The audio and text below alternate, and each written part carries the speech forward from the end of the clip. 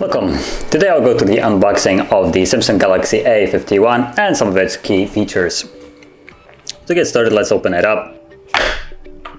Now, in the top side of the box you get the booklets with all the instructions and stuff like that, plus the SIM ejector as you get right in the middle, but I won't even bother trying to get it out, it's too difficult. So from here let's get the main piece, which is the phone. I'm gonna just set it on the side, and then you get some of the accessories. So you get the headphones, which look like you might as well just get your own because these look terrible, especially for what Samsung provides in the 71 series, which is just, I think, one tier higher, or not even comparable to the S series. So then you also get the cable and the Type C to Type A charging cable. Nothing really special there.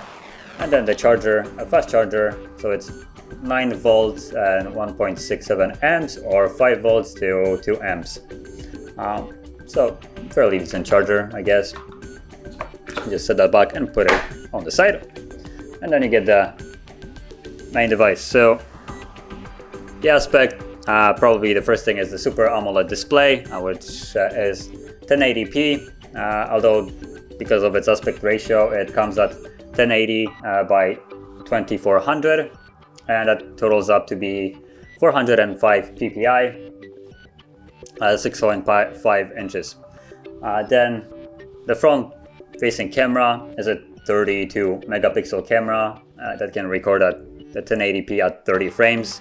Probably would have been more feasible to be at 60, but hey, I guess well, I can't really say it's a budget device, but it's still better than most other devices, so disregarding that.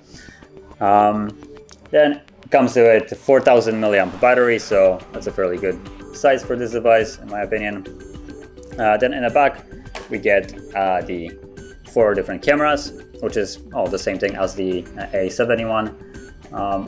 So the main camera is a 48 megapixel at 2160p.